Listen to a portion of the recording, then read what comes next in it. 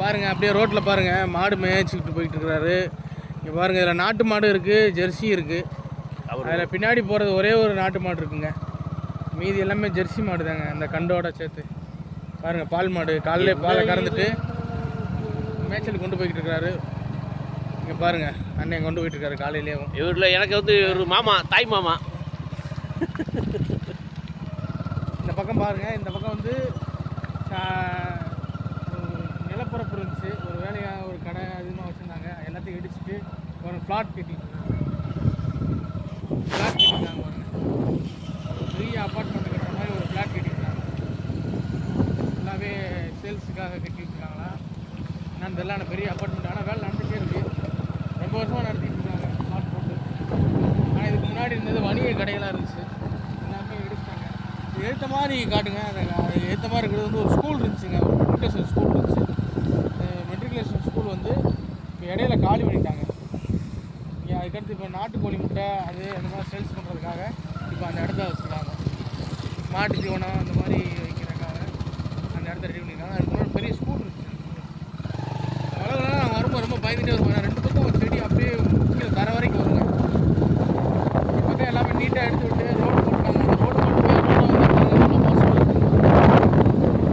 கிராமப்புற மக்கள் வந்து சரியாக இருந்தாலும் அவங்களோட அவசர தேவையெல்லாம் சரி பண்ணிக்கிறாங்க. அவங்க வந்து ஆஸ்பத்திரிக்கு வரணும்னா இங்கேருந்து 7 கிலோமீட்டர் அவங்க ட்ராவல் பண்ணி வரணும். அவசர ஆத்திரத்துக்கு வண்டி ஆட்டோ இந்த மாதிரி தான் பயன்படுத்த முடியும், வேறு எதுவும் கிடையாது. ஏன்னா பஸ் வசதி வந்து நேரத்துக்கு தகுந்த மாதிரி பஸ் வசதி இருக்குது. அதே மாதிரி இந்த ஆம்புலன்ஸ் வசதி, இந்த மாதிரி எமர்ஜென்சி வசதிலாம் கிடையாது. எதுனா ஒன்றாலும் அவங்க கம்பந்தே வரணும். கம்பத்துக்கு வந்து பார்க்கணுனாலும் ஏதாவது ஆட்டோ, ஏன்னா ஆட்டோ ஏதாவது காரு பைக்கு இதை வச்சு அவங்க பயன்படுத்திக்கிறாங்க. அவங்களுக்கு இந்த மாதிரி கிராமப்புற மக்களுக்காக ஒரு 108 அவங்களுக்கு ஒரு ஃப்ரீயாகவே அவங்களுக்கு அந்த இடத்துல வந்து ட்ராவல் பண்ணுறாங்க. எமர்ஜென்சிக்கு அவங்களுக்கு வீடியோ பார்த்தீங்கன்னா ஷேர் பண்ணி விடுங்க மறக்காமல். ஏன்னா கிராமப்புற பகுதியில் பார்த்தீங்கன்னா எந்த கிராமப்புற அடிப்படை இதுலேயுமே ஆம்புலன்ஸ் அவங்களுக்கு கொடுக்குறதில்ல. நகரப்புறங்களுக்கு வந்து ஆம்புலன்ஸ் கொடுக்குறாங்க. ஆனால் கிராமத்தில் இருக்க மக்களுக்கு அவங்க என்ன செய்வாங்க, இல்லைன்னா ஆரம்ப சுகாதாரம் நம்ம வந்து கிராமப்புறங்களில் இருக்கிற இடத்துல ஒரு இடத்துல 2, 3ன்னு கட்டி விடலாம்.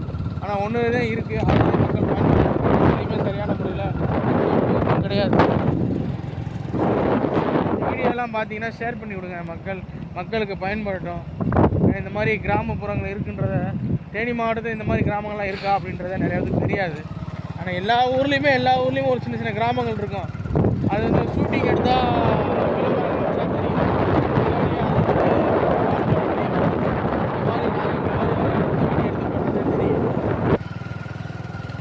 இந்த பகுதி தாங்க. இந்த பகுதியில் அதிகமாக வந்து அந்த ஆரம்ப காலத்தில் வந்து ஒரு 10-15 வருஷம் முன்னாடி நரி அதிகமாக அலையும். நரி ஓநாயெல்லாம் இங்கே அதிகம் ஆகுதுங்க. இப்போல்லாம் அதெல்லாம் குறைஞ்சி போச்சுங்க. நாட்டு பிராணிகளே இப்போ அதிகமாக இல்லைங்க. இந்த சைடெலாம் பார்த்திங்கன்னா நான் சொன்ன மாதிரி நாட்டு நாய்கள்லாம், இந்த கோம்பை சிப்பிப்பாறை இந்த மாதிரி நாய்கள்லாம் கொஞ்சம் நாட்டு நாய்கள்லாம் அதிகமாக அலைஞ்சிக்கிட்டு இருந்துச்சு. வேட்டையாடுக்கு அதிகமாக பயன்படுத்திக்கிட்டாங்க இந்த ஏரியாக்களில். ஆனால் இப்போ எதுவுமே இல்லை, எல்லாமே போச்சு. எல்லாமே பழைய காலத்தை மறந்துட்டு புது விஞ்ஞான காலத்தில் வாழ்ந்துட்டு இருக்காங்க. எல்லாமே பாஸ்டாக நடக்கணும் காலத்துக்கு. பழைய காலத்துக்கு போகணும்னா கிராமப்புறத்துக்கு தாங்க போகணும். கிராமப்புறத்துக்கு போனால் தாங்க பழைய இதெல்லாம் நம்ம பார்க்க முடியும். போகிற வழியில் பாருங்கள், வேலைக்கு ஆட்கள்லாம் ரெடி ஆகிக்கிட்டு இருக்காங்க. எல்லாமே வடநாட்டு பசங்க தான். தமிழ்நாட்டில் வந்து அதிகமாக வேலை செய்கிறது வந்து வடநாட்டு பசங்க தாங்க அதிகமாக இருக்கிறாங்க. தமிழ்நாட்டுக்காரங்களும் வெளிநாட்டுக்கு போகிறாங்க. வெளி மாநிலத்திற்கு தமிழ்நாட்டுக்கு வந்து தமிழ்நாட்டில் வந்து வேலை செஞ்சு அவன் டெவலப் ஆகி பெரிய ஆள் ஆகிடுறான். நம்ம தமிழ்நாட்டு மக்கள் ஃபுல்லாக வெளிநாடு இந்த மாதிரி போகிறான். சில பேர் குடிச்சு ஒன்றுலாம் போயிடுறாங்க. கேட்டுக்கிறோம், தயவுசெய்து குடிப்பழக்கம் இந்த மாதிரி இருக்கிறவங்க வந்து தயவுசெய்து நிறுத்திக்கங்க. பிள்ளை குட்டிக்காக கொஞ்சம் காலத்துக்கு வாழுங்க. இதாங்க நம்ம கம்பம் போகிற வழியில் விஜய் மெத்த கடைங்க. இங்கே தான் இலவு பஞ்சு வந்து மில்லு எல்லாமே இங்கேயே ரெடி பண்ணுவாங்க. ரெடி பண்ணி இங்கேயே சேல்ஸ் பண்ணுறாங்க. இங்கேருந்து எல்லா ஊருக்கும் மெத்த, தராணி, சோஃபாக்கு தேவையான அனைத்து இங்கேருந்து போகுது. முடிச்சுடுங்க. இப்படியே பார்த்தீங்கன்னா நம்ம தேவலை போகிற பாதை, நான் சொன்ன மஞ்சள் குளத்துக்கு ரொம்ப வரப்பா